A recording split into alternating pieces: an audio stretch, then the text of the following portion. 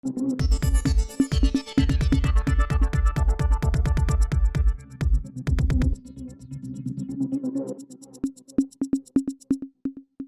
Focus நேயர்களுக்கு வணக்கம். நம்மோடு இன்று அரசியல் பேசுவதற்காக நம்முடைய ஆசிரியர் அன்பழகன் இணைந்திருக்கிறார். அவரிடம் பேசலாம். வணக்கம் சார். வணக்கம். இந்த புதிய கல்விக் கொள்கை விஷயத்தில் பாஜக வழக்கறிஞர் மணி அவர்கள் உச்சநீதிமன்றத்தில் ஒரு வழக்கு ஒன்று தொடுத்திருந்தார். அந்த வழக்குக்கு இப்போ உச்சநீதிமன்றம் ஒரு கருத்து தெரிவிச்சிருக்கிறாங்க. அது எப்படி பார்க்குறீங்க? ஒரு முக்கியமான ஒரு வழக்கு தான் அது. ஆக்சுவலாக ஒரு ஜிஎஸ் மணின்னு சொல்லிட்டு பாஜகவோட வழக்கறிஞர் போல் அவர் ஒரு பொதுநல வழக்கு ஒன்று போட்டிருந்தார் சுப்ரீம் கோர்ட்டில். அவர் என்ன விஷயத்தை வலியுறுத்துறாருன்னா, அந்த மாதிரி புதிய கல்விக் கொள்கை திட்டத்தில் தமிழ்நாடு அரசு இணைய மாட்டேங்குது.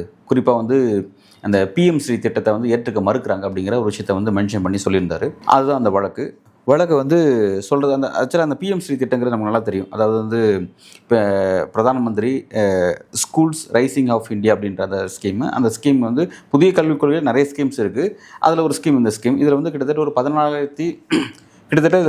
14,500 பள்ளிக்கூடங்களில் இந்த திட்டத்தில் இணைக்கணும் அப்படிங்கிற மாதிரி இந்தியா ஃபுல்லாக ஒரு 28 மாநிலங்களை செலக்ட் பண்ணி இந்த விஷயத்தை இம்ப்ளிமெண்ட் பண்ணணும் அப்படின்னு சொல்லிட்டு பாஜக முயற்சி பண்ணிகிட்ருக்காங்க. அதாவது மத்திய அரசு முயற்சி பண்ணிகிட்ருக்காங்க, போயிட்டுருக்கு. பட் அதில் என்னென்னா இப்போ தமிழக அரசு தெரியும் ஆரம்பத்துலேருந்தே அது சமூக நீதிக்கு எதிராக இருக்குது. பல்வேறு பிரச்சனை அதில் இருக்குது. கல்வியில் பார்த்தீங்கன்னா பிற்போக்குத்தனத்தை சில இடத்துல வலியுறுத்துது அப்படிங்கிற மாதிரியான சில விஷயத்தெல்லாம் குறிப்பிட்டு அதை கடுமையாக எதிர்க்கிறாங்க. ஸோ அவர் அதை சேலஞ்ச் பண்ணுறாரு. இந்த மணிங்கிறவர் அதை சேலஞ்ச் பண்ணி அவர் என்ன சொல்கிறாருன்னா, இந்த மாதிரி அவங்க எதிர்க்கிறதுல சில உள்நோக்கம் இருக்குது. அந்த உள்நோக்கத்தை கற்பிக்கிறோம், அரசியல் நோக்கத்தோடு அதை எதிர்க்கிறாங்க. ஸோ இது அமல்படுத்தணும் அப்படின்ற ஒரு விஷயத்தை அவர் கோரிக்கை வச்சிருக்கிறாரு. ஃபர்ஸ்ட் இந்த வழக்கு எந்த பெஞ்சுக்கு வருதுன்னா இந்த ஃபேமஸ் பெஞ்ச் அப்படின்னு சொல்லலாம். 172 பயன்படுத்தி ஆளுநருக்கு எதிராக தீர்ப்பு வழங்கிய மகாதேவன் மற்றும் பர்திவாலா நீதிபதிகள், மகாதேவன் மற்றும் பர்திவாலா பெஞ்ச் தான் இந்த வழக்கு அவங்களோட பெஞ்சு தான் வருது. அவங்க தான் இந்த விஷயத்தை ஹேண்டில் பண்ணுறாங்க. இந்த வழக்கு வந்ததுமே ஃபஸ்ட்டு அந்த சப்ஜெக்டை பார்த்துட்டு அவங்க என்ன கேட்குறாங்கன்னா, அவர்கிட்ட நீங்கள் யார், எதுக்காக இந்த வழக்கை போட்டிருக்கீங்க அப்படின்ற ஒரு கேள்வி. ஃபஸ்ட்டு அவர் அறிமுகம் கேட்குறாங்க. யாருன்னு அவனோட அறிமுகம் கேட்கும்போது அவர் மாதிரி நான் மணின்னு சொல்லிட்டு அவர் தன்னை அறிமுகப்படுத்திக்கிட்டு, நான் தமிழ்நாட்டை சேர்ந்தவன், இந்த மாதிரி டெல்லியிலேருந்து செட்டில் ஆகிட்டேன் நான். பட் தமிழ்நாட்டில் இந்த மாதிரி ஹிந்தி கற்றுக்க முடியாமல் நான் ரொம்ப கஷ்டப்பட்டிருக்கேன். அந்த மாதிரி ரொம்ப நெருக்கடிக்குள்ளே இருக்குது. தமிழ்நாட்டில் பார்த்தீங்கன்னா அங்கே இருக்கக்கூடிய அரசு பள்ளிக்கூடங்களில் இந்தி மொழி கற்பிக்கப்படுறது கிடையாது. இதனால் நான் பழைய நெருக்கடிகள் எதிர்கொண்டிருக்கேன் அப்படின்ற அவர் சொல்கிறார். சொன்னதும் நீதிபதிகள் அப்படி அப்போ நீங்கள் டெல்லியில் தான் இருக்கீங்க, டெல்லியில் இருக்கிற இப்போ ஈஸியாக நீங்கள் ஹிந்தி கற்றுக்கலாமே, நீங்கள் எதுக்கு அதை பற்றிலாம் கவலைப்படுறீங்க, இப்போ நீங்கள் கற்றுக்கோங்க. அதாவது அவர் சொல்கிறாரு அந்த விஷயம். அது தமிழ்நாட்டிலேருந்து வந்தவங்க எல்லாருமே தமிழ்நாட்டுக்கும் ஹிந்திக்கு சம்மந்தம் இல்லாத மாதிரியான ஒரு கருத்தை அங்கே வைக்கிறார். இங்கே எவ்வளோ பேர் ஹிந்தி கற்றுக்கிட்டாங்க, அது எல்லாருக்கும் தெரிஞ்ச விஷயம். நீதிபதிகளுக்கும் தெரியல. நீதிபதிகள் அந்த விஷயத்தை ரொம்ப பேசலை, ரொம்ப உள்ள வரல. சிம்பிளாக என்ன சொன்னேன், இப்போ தான் டெல்லியில் இருக்கீங்களே, டெல்லியில் ஹிந்தி தான் இருக்குது, இப்போ நீங்கள் ஹிந்தி ஈஸியாக கற்றுக்கோங்க அப்படின்ற மாதிரி அந்த விஷயத்தை முடிச்சு விட்டாங்க. இந்த விஷயத்தை பற்றி என்ன கருத்து சொல்லலாம் நீதிபதிகள், இது ஒரு அடிப்படையில் ஒரு சிக்கல் நிறைஞ்ச ஒரு விஷயமா இருக்குது. இதை நடைமுறைப்படுத்தும் போது அதனால் பிரச்சனை வருமா வராது அப்படிங்கிறத அதில் பார்க்க வேண்டியது இருக்குது அப்படிங்கிறத சொல்லிட்டு, ஸோ இது அப்சர்வ் பண்ணணும் அப்படின்றதுனால நாட்டு மக்களுடைய எதிர்காலம் பாதிக்கப்படுது அப்படிங்கிறதுக்காக நாங்கள் எங்களோட சட்டத்தை பயன்படுத்தி இது அமல்படுத்த முடியும். ஆனால் அப்படி செய்ய முடியாது. காரணம் என்னென்னா, அதில் என்னென்னா இது மாநிலங்களுடைய அரசாங்கத்தினுடைய கொள்கை சம்மந்தப்பட்ட விஷயம். அரசாங்க கொள்கை முடிவில் நீதிமன்றம் தலையிட முடியாது. ஸோ மாநிலங்களை நாங்கள் கட்டாயப்படுத்த முடியாது அப்படின்னு சொல்லியிருக்காங்க. சொல்லிட்டு இன்னொரு விஷயம் என்ன சொன்னாங்கன்னா, நாளைக்கு இதை நடைமுறைக்கு வரும்பொழுது இதை மத்திய அரசு கட்டாயமாக அமல்படுத்துகிறான்னு வச்சுக்கோங்க. அமல்படுத்தும் போது அப்போ இது அடிப்படையில் இருக்கக்கூடிய கான்ஸ்டியூஷனுடைய ரைட்ஸை எந்த அளவுக்கு இது பாதிக்குது அப்படிங்கிறத பார்த்து நாங்கள் அப்போ தலையிட முடியும். அப்போ நாங்கள் ஆட்டோமேட்டிக்காக நாங்கள் உள்ளே வந்துடுவோம், தலையிடுவோம் அப்படின்ற ஒரு விஷயத்தை குறிப்பிட்றாங்க. ஸோ இப்போ அதை நாங்கள் அப்படி நாங்கள் ஒரு கவர்மெண்ட்டுக்கு இது கட்டாயம் ஏற்றுக்கணும் ஆகணும் அப்படின்னு சொல்லிட்டு நாங்கள் ஆர்டர் போட முடியாது அப்படிங்கிறத சொல்லிட்டு நீங்கள் அந்த வழக்கை உங்களோட கோரிக்கை நிராகரிக்கப்படுது, மனு தள்ளுபடி செய்யப்படுதுன்னு சொல்லிட்டு, ரெண்டாவது இப்போ நீங்கள் டெல்லியில் இருக்கீங்க, நீங்கள் தமிழ்நாட்டை பற்றி எதுக்கு கவலைப்படுறீங்க, நீங்கள் அதெல்லாம் விட்டுட்டு உங்கள் வேலையை பாருங்கள் அப்படிங்கிற மாதிரி ரொம்ப ஸ்மார்ட்டாக அவருக்கு ஒரு பதில் சொல்லி அமைச்சிருக்காங்க. அதனால் இது ஒரு முக்கியமான ஒரு விஷயம். இப்போ இதன் மூலமாக என்ன நடந்திருக்குன்னா, திரும்பவும் பார்த்தீங்கன்னா ஏன்னா இந்த புதிய கல்விக் கொள்கையாக இருக்கட்டும், இங்கே இருக்கக்கூடிய ஏன்னா கல்விங்கிறது கண்கரண்ட் பட்டியல் இருக்குது, நமக்கு நல்லா தெரியும். அதில் மத்திய அரசும் தலையிடலாம், மாநில அரசும் தலையிடலாம். அப்படி இருக்கும் பொழுது அதில் இப்போ மாநில அரசு, தமிழ்நாடு அரசு திமுக அரசு என்னென்னா, இவங்க ஒரு ஆட்சி அமைச்ச உடனே தமிழ்நாட்டுக்கான ஒரு கல்விக் கொள்கை வேணும்னு சொல்லிட்டு அதுக்கான ஒரு குழு ஒன்று அமைச்சாங்க. தமிழ்நாட்டுக்கு எப்படி ஒரு கல்வி திட்டத்தை அமைக்கலாம் அப்படின்னு சொல்லிட்டு அன்றைக்கி பேராசிரியர் டேவிட் ஜாவர் நினைக்கிறேன் அவரோட தலைமையில் அமைக்கப்பட்டுச்சு. பட் அவர் இடையில வித்ரா பண்ணிட்டார். அப்புறம் பொறுப்பு மாற்றப்பட்டுச்சு. வேற ஒரு தலைமையில் ஒரு குழு அமைச்சு ஆய்வு செஞ்சு அதன் அடிப்படையில் தான் இனிமேல் தமிழ்நாடோட கல்விக் கொள்கைங்கிறது இப்படி தான் இருக்க போகுது அப்படிங்கிற ஒரு விஷயத்தை தமிழ்நாடு அரசு அது வேகமாக செஞ்சுட்ருக்காங்க. அது ஒரு பக்கம் போயிட்டுருக்குன்னு வைங்களேன். இப்போ அப்படி இருக்கும் பொழுது கொள்கை சார்ந்த விஷயத்தில் தலையிட முடியாதுன்னு சொல்லிட்டு கிளியர் கட்டாக சொல்லிட்டாங்க. ஆனால் பாஜக டே ஒன்லேருந்து பார்த்தீங்கன்னா எப்படியாவது இந்த விஷயத்தில் தலையிட்டு தமிழ்நாட்டில் இந்தியை கொண்டு சேர்க்கணும், அதை கல்விக் கொள்கை வழியாக தான் சேர்க்கணும் அப்படிங்கிற மாதிரியான இந்த நியூ எஜுகேஷன் பாலிசி 2020 வந்து பல்வேறு வழியில் இம்ப்ளிமெண்ட் பண்ணுறதுக்கு நிறைய முயற்சி மேற்கொள்கிறாங்க. அதில் சில கல்வியாளர்கள் என்ன சொல்கிறாங்கன்னா, சில விஷயத்தை வேறு பேரில் இம்ப்ளிமெண்ட் பண்ணிட்டாங்கன்னு சொல்கிறாங்க. குறிப்பாக வந்து சில மாடல் ஸ்கூல்ஸ் போன்ற விஷயத்தை வந்து பார்த்தீங்கன்னா வேறு பேரில் இம்ப்ளிமெண்ட் பண்ணியிருக்காங்க. புதிய கல்விக் கொள்கைன்ற பேரில் பண்ணாமல் சின்ன சின்ன மாற்றுப் பெயர்கள் மூலமாக சின்ன சின்ன விஷயமா பிரித்து இம்ப்ளிமெண்ட் பண்ணியிருக்காங்க அப்படின்ற ஒரு விஷயத்தை கல்வியாளர்களும் சொல்கிறாங்க. அப்போ அதை நம்ம கொஞ்சம் உற்சாகம் கவனிக்கணும்.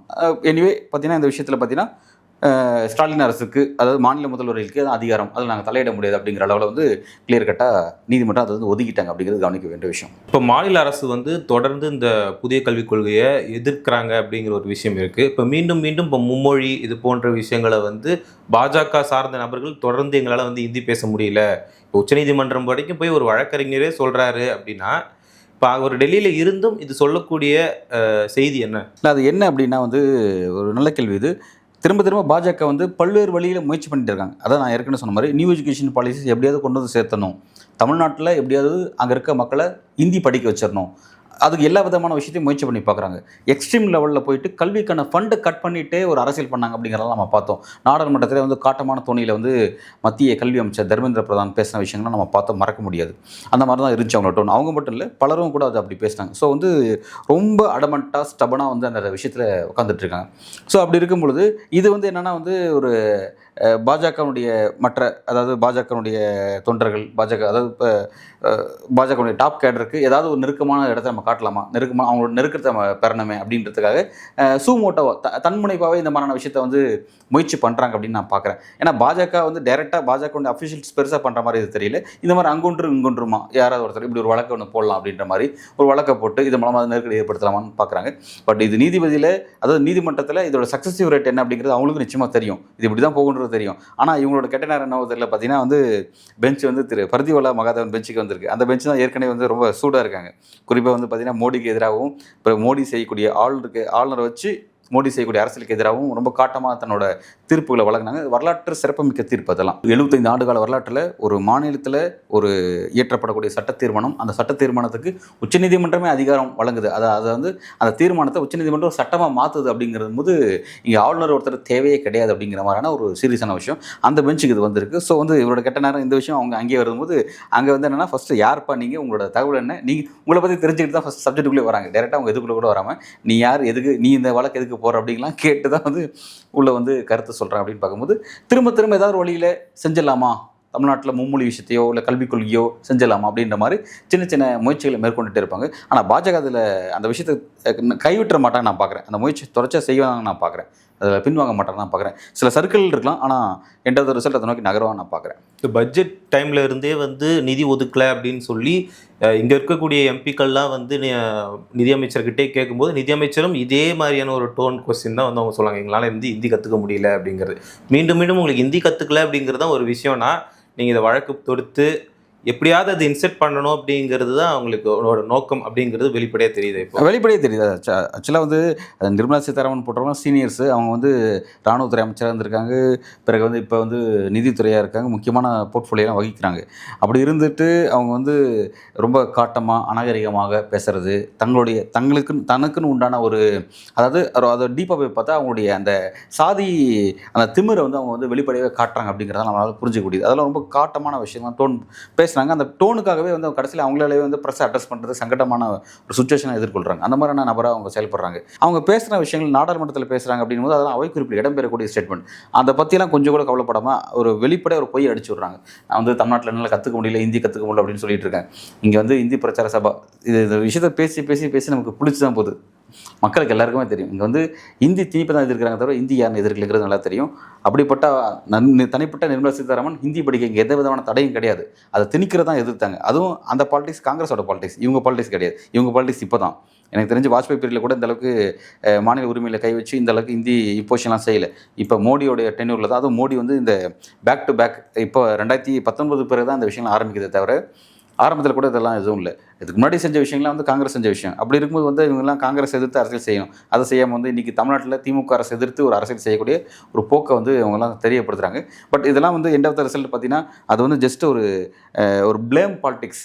எப்படியாவது திமுக அரசை இங்கே இருக்க தமிழ்நாட்டு பாலிடிக்ஸை ஒரு பிளேம் பண்ணணும் அப்படின்ற மாதிரியான ஒரு என்ன சொல்கிறதுனா ஒரு நாகரிகமற்ற அரசியல், அதனோட அடையாளம் அப்படின்னு நம்ம அதெல்லாம் பார்க்க வேண்டியதாக இருக்குது. அது இப்போ வந்து நிதியமைச்சரே வந்து இங்கே கற்றுக்க விட மாட்டேங்கிறாங்க அப்படிங்கிற ஒரு குற்றச்சாட்டை வந்து வச்சாங்க அப்படிங்கிறத பார்க்குறோம். இப்போ இங்கேயும் வந்து இப்போ ஒரு பாஜக வழக்கறிஞராக இருக்கிறவர் ஒரு வழக்கு தொடுக்கிறாரு. அதுக்கு வந்து இப்போ உச்சநீதிமன்றம் கொடுத்துருக்கக்கூடிய அந்த கருத்துங்கிறது வந்து நாங்கள் தலையிட முடியாது அப்படிங்கிற மாதிரி அவங்க ஒதுங்குறாங்க அப்படிங்கிறது தான் இப்போ வெளிக்காட்டுது.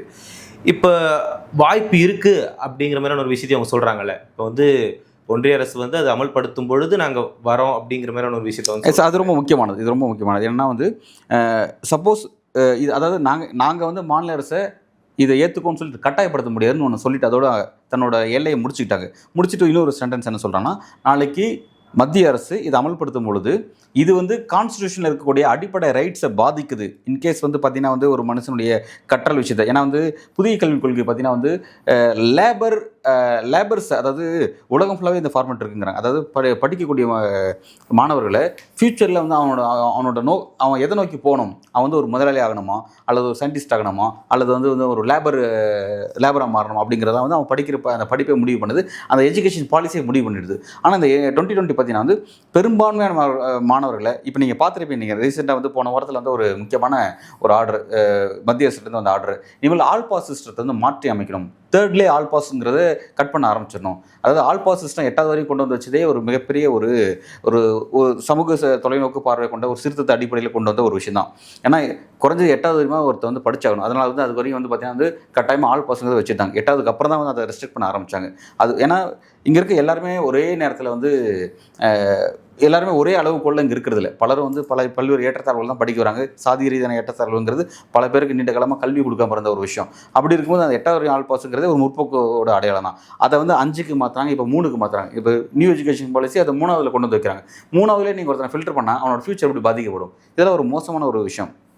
இப்போ இந்த விஷயத்தை நாளைக்கு வந்து இவங்க NEP 2020 அமல்படுத்துகிறான்னு வச்சுக்கோமே, அமல்படுத்தும் போது அது எந்த விதமான அடிப்படை உரிமைகளை பாதிக்க போகுது அப்படிங்கிறதெல்லாம் வந்து சுப்ரீம் கோர்ட் ஆய்வு செய்கிறேன் அப்படின்றது இது சொல்கிறாங்க. நாளைக்கு அது பாதிச்சுதுன்னா நாங்கள் நிச்சயமாக அதில் வந்து தலையிடுவோம். அப்போ வந்து நாங்கள் வந்து இந்த விஷயத்தை ஹேண்டில் பண்ணுவோம். இப்போ வந்து நாங்கள் வந்து யாருக்கும் இது பண்ண முடியாது, யாரையும் வந்து நாங்கள் வந்து ஆர்டர் போட முடியாது, ஏன் நீங்கள் ஏற்றுக்கணும் அப்படின்னு சொல்லி நாங்கள் ஆர்டர் போட முடியாது அப்படின்ற அளவில் சொல்லிட்டாங்க. ஆனால் நாளைக்கு எப்படியும் பாஜக இந்த NEP 2020 அமல்படுத்துகிறாங்க அப்படின்னா நிச்சயமாக சுப்ரீம் கோர்ட்டில் ஒரு பெரிய சிக்கல் இருக்குது. அது வந்து இந்த வகுப்பு விஷயம் மாதிரி போய் முடிகிறதுக்கு நிச்சயமாக வாய்ப்பு இருக்குது அப்படின்னு நம்ம பார்க்குறோம். ஆனால் ஏன்னா இந்த விஷயத்தை பொறுத்த வரைக்கும் நான் ஏற்கனவே சொன்ன கன்கரண்ட் பட்டியல் இருக்குது. இதில் வந்து மாநில அரசுக்கு நிறைய ரைட்ஸ் இருக்குது. ஏன்னா 2 பேரும் சேர்த்து முடிவு எடுக்கணும். அதனால வந்து பார்த்தீங்கன்னா வந்து கேரளா, தமிழ்நாடு, வெஸ்ட் பெங்கால் இந்த 3 ஸ்டேட்ஸ் வந்து கடுமையாக எதிர்க்கிறாங்க. இது வந்து அவங்க ஏற்றுக்கல அப்படிங்கிறத பார்க்குறோம். நிச்சயமாக அந்த 3 ஸ்டேட்லேருந்து பாஜக அரசுக்கு ஒரு பெரிய நெருக்கடி காத்திருக்கு அப்படிங்கிறது மட்டும் உறுதியானது. உச்சநீதிமன்றமே ரெடியாக இருக்காங்க. அப்படி உங்களுக்கு ஏதாவது இதனால ஒரு சிக்கல் வருதுன்னா நாங்கள் இருக்கோம் அப்படிங்கிற மாதிரியான ஒரு அந்த ஒரு ஹோப்பை கொடுக்குற மாதிரி தான் நம்ம இதை பார்க்க வேண்டியதாக இருக்குது. அப்புறம் இன்னொரு சைடு என்னென்னா, இப்போ ஒருங்கிணைந்த பள்ளி கல்விக்கான இந்த ஆண்டுக்கான நிதியை வந்து ஒதுக்கி இருக்கிறதா வந்து இப்போ செய்திகள்லாம் வெளியாகிருக்கு. அதை எப்படி பார்க்குறீங்க? இது ஒரு முக்கியமான விஷயம். இது வந்து பார்த்தீங்கன்னா வந்து புதிய கல்விக் கொள்கையின் கீழே இருக்கக்கூடிய ஒரு முக்கியமான ஒரு திட்டம்.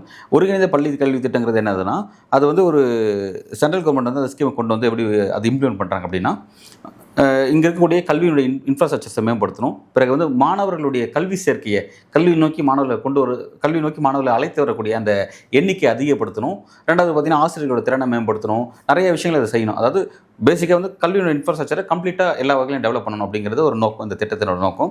அதன் அடிப்படையில் இதை கொண்டு வராங்க. இதுக்கு எப்படின்னா வந்து சென்ட்ரல் கவர்மெண்ட் வந்து ஒரு ஃபண்டு அலோகேட் பண்ணுறாங்க. அந்த ஃபண்டை எப்படி அலோகேட் பண்ணுறாங்கன்னா, ஒரு உதாரணத்துக்கு ஒரு 100 கோடி அலோகேட் பண்ணுறாங்கன்னா 100 கோடியில் பார்த்தீங்கன்னா 60 கோடி சென்ட்ரல் கவர்மெண்ட் கொடுத்துருவாங்க, 40 கோடி ஸ்டேட் கவர்மெண்ட் பண்ணணும். போட்டு அந்த 100 கோடி அந்த ஃபண்டை அந்த திட்டத்துக்கு எடுத்து வச்சு செலவு பண்ணணும் அப்படிங்கிறதான் வந்து அந்த திட்டத்தோட ஸ்கீம் 60:40 அப்படிங்கிற ஸ்கீம்.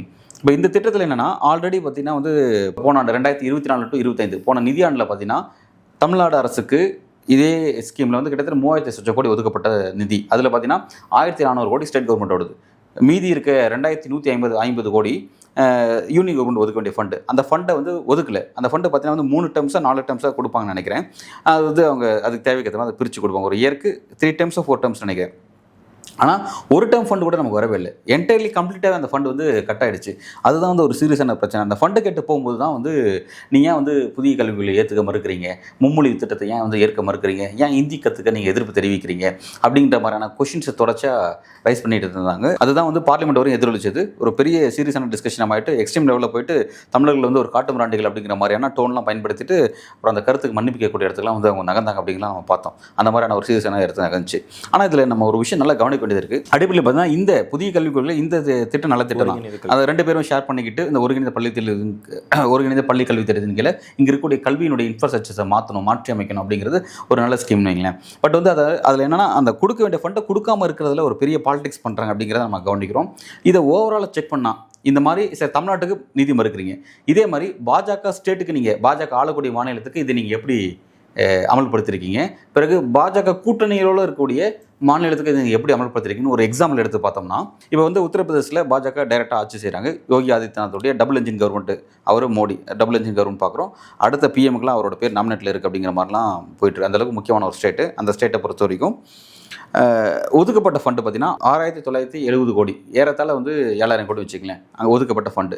பட் சென்ட்ரல் கவர்மெண்ட் கொடுத்த ஃபண்டு எவ்வளோ தெரியுங்களா? 4487 கோடி கொடுத்துருக்காங்க.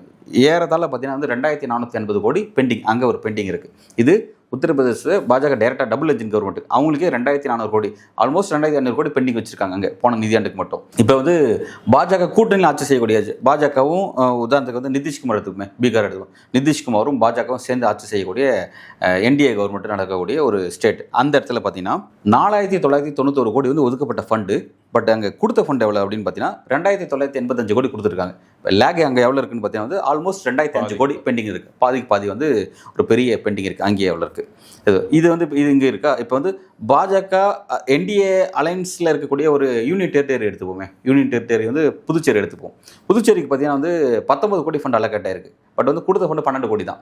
இப்போ கிட்டத்தட்ட அங்கேயே பார்த்தீங்கன்னா வந்து 7 கோடி அங்கேயே ஒரு பெண்டிங் வச்சுருக்கேன் அப்படிங்கிறது இருக்குது. இந்த மாதிரி தான் வந்து இது இருக்குது. இப்போ பாஜக ஆளாத ஸ்டேட் எடுத்துட்டா தமிழ்நாடுக்கு ஒதுக்கப்பட்ட ஃபண்ட் அப்படின்னு பார்த்தீங்கன்னா ஏற்கனவே சொன்ன 2151 கோடி ஒதுக்கப்பட்ட ஃபண்டு. சரியா?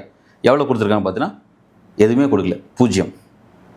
கேரளாக்கு எவ்வளோ ஒதுக்கிருக்காங்கன்னா கேரளாக்கு பார்த்தீங்கன்னா 328.90 கோடி, ஆல்மோஸ்ட் வந்து 330 கோடின்னு வச்சுக்கோங்களேன். எவ்வளோ கொடுத்துருக்காங்க பார்த்தீங்கன்னா எவ்வளோ கொடுத்துருப்பாங்கன்னு நினைக்கிறீங்க? எதுவும் கொடுக்கல. வெஸ்ட் பெங்கால் வாங்க, வெஸ்ட் பெங்கால் பார்த்தீங்கன்னா 1745 கோடி, எவ்வளோ திரும்ப கொடுத்துருக்காங்க? எதுவும் கொடுக்கல. இப்போ நல்லா கவனிச்சிங்க, எதிர்க்கட்சி ஆளக்கூடிய எல்லா ஸ்டேட்லையும் 0 கொடுத்துருக்காங்க, எதுவுமே கொடுக்கல, ஃபண்டே கொடுக்கல. சரியா? ஆனால் அவங்க ஆளக்கூடிய ஸ்டேட்ஸ் கூட ஃபுல்லாக கொடுத்தாலும் போது அங்கேயும் கொடுக்கல. அங்கேயும் பார்த்தீங்கன்னா வந்து அந்த 2000 ஒரு 300 கோடி 2000 3000 கோடி கிட்ட பெண்டிங் வச்சிருக்கேன் அப்படிங்கிறது ஏறத்தாழ இருக்குது. இப்படி தான் வந்து பாஜக செய்கிறாங்க. ஏன் அந்த ஃபண்டை கொடுக்க மாட்டாங்க? சரி, எதிர்க்கட்சிகளுக்கு சுத்தமாக கொடுக்க மாட்டேங்கிறீங்க, நீங்கள் ஆளக்கூடிய ஸ்டேட் கூட ஏன்பா கொடுக்க மாட்டேங்கிறீங்க அப்படின்னு பார்த்தா வந்து ஃபண்டை இல்லையான்ற நம்ம ஒரு கேள்வி ரைஸ் பண்ண வேண்டியது இருக்குது. யூனியன் கவர்மெண்ட்டுக்கு ஃபண்ட் எங்கே போச்சு? ஏன் வந்து இந்த ஃபண்டை கொடுக்கல? இது எதுக்கு தான் நம்ம பேசிகிட்டு இருக்கோம்? ஏன்னா இப்போ இந்த ஆண்டு வந்துருச்சுல, இது போன ஆண்டுக்கு தான் நமக்கு 2150 கோடி கொடுக்கல. அதுதான் பெரிய பிரச்சனை ஆச்சு. நமக்கும் தர்மேந்திர பிரதான் மினிஸ்டருக்கும் பிரச்சனையாகி பெரிய சிக்கலாக போயிட்டு இருந்துச்சு. இந்த ஆண்டு 3000 கோடி ஃபண்ட் வந்து ஒதுக்கப்பட்டிருக்கு அப்படிங்கிற செய்தி வழியாக இருக்குது. அப்போ ஏற்கனவே ஃபஸ்ட் டைம் அந்த பணமே சுத்தமாக கொடுக்கல. அதை கேட்டால் அவ்வளோ பிரச்சனை பண்ணிங்க நீங்கள். இதில் நம்ம இன்னொரு விஷயம் கவனிக்கணும் தெரியுங்களா? கடந்த காலத்தில் காங்கிரஸ் தலைமையிலான ஒரு டெல்லி அரசு இருந்திருக்கு. ஆனால் அப்போ இருந்த கவர்மெண்ட்டுக்கும் இப்போ இருக்க கவர்மெண்ட் வித்தியாசம் என்னன்னா, ஒவ்வொரு முறை வந்து டெல்லி அரசு பார்த்தீங்கன்னா மாநிலோட உரிமையில பறிக்கக்கூடிய விஷயத்தை காங்கிரஸ் செஞ்சிருக்கு. அதில் மாற்றுக்கருத்தே இல்லை. காங்கிரஸ் அதுக்கு சீனியர், அவர் தான் வந்து அதுக்கான பிள்ளையர் சொல்லி போட்டோன்னு வச்சுக்கோமே, மாற்றுக்கருத்து இல்லை. ஆனால் என்னன்னா, காங்கிரஸ் செய்யாத ஒரு விஷயத்தை இவங்க என்ன செய்யறாங்கன்னா, ஒரு ஃபண்டை கட் பண்ணிட்டு அரசியல் செய்கிற பழக்கம் இருக்குது பார்த்தீங்களா? அந்த பழக்கத்தை வந்து இவர் மோடி தான் செய்கிறாரு. அவங்க வந்து என்னன்னா ஃபண்டை கொடுத்துருவாங்க, ஃபண்டை வச்சுட்டு, அதாவது நிதியை கட் பண்ணிட்டு வச்சு அரசு செய்கிற விஷயம் இருக்குது. அந்த இது அவங்க காங்கிரஸ் செய்யலை. ஆனால் இவங்க வந்து அது ஒரு எக்ஸ்ட்ரீம் லெவலுக்கு கொண்டு போகிறாங்க அப்படிங்கிறத நம்ம அங்கே பார்க்க வேண்டியதாக இருக்குது. அதுதான் வந்து இந்த விஷயத்தில் பார்த்தீங்கன்னா வந்து இப்போ இந்த வருஷம் 3000 கோடி என்ன ஆக போகுது? ஏற்கனவே 2100 கோடி வந்து வரல. இப்போ வந்து இந்த ஃபண்டு அப்படிங்கிறது நம்ம கேள்விக்குறியாக தான் அதை பார்க்க வேண்டியதாக இருக்குது. ஸோ வந்து ஒரு சீரியஸான ஒரு இடத்துக்கு தான் வந்து இந்த விஷயம் போயிட்டுருக்கு. எக்ஸ்ட்ரீம் லெவலுக்கு நம்மளை எங்கே கொண்டு போவாங்க அப்படிங்கிறது நமக்கு தெரியல. ஏன்னா வந்து தமிழ்நாடு கவர்மெண்ட்டுக்கு பெரிய குழப்பமே உருவாகிருக்கு. என்னடா வந்து போன வருஷம் ஃபண்டே வரல, இப்போ இந்த வருஷம் 3000 கோடி அப்படின்னா எவ்வளோ கொடுக்க போகிறாங்க அப்படிங்கிறது தெரியல, கொடுப்பாங்களா மாட்டாங்கன்னு தெரியல. ஏன்னா எலெக்ஷன் வரப்போகுது. ஒருவேளை வந்து இந்த மாதிரி எலெக்ஷன் வரதுனால வந்து கூட வந்து அதிமுக பிரதான எதிர்க்கட்சி அதிமுக கூட இருக்காங்க. அதிமுக வச்சுக்கிட்டு இந்த மாதிரி ஃபண்டை கட் பண்ணிட்டு அரசியல் செஞ்சாங்க அப்படின்னா நிச்சயம் அது அதிமுகவுடைய வெற்றிக்கும் தேர்தலில் ஒரு பெரிய சிக்கலாக மாறும். இவங்க ப்ரெஷர் எப்படி ஏற்படுத்த போகிறாங்க இந்த விஷயத்தில்? திமுக அரசு இந்த பணத்தை வாங்குறதுக்காக ப்ரெஷரை எப்படி கொண்டு வர போகிறாங்க? எப்படி நெரேட்டிவ் செட் பண்ண போகிறாங்க? அதிமுகவை கவுண்டர் பண்ணுறது மூலமாக அப்படி ஒரு நெரேட்டிவ் செட் பண்ண போகிறாங்களா?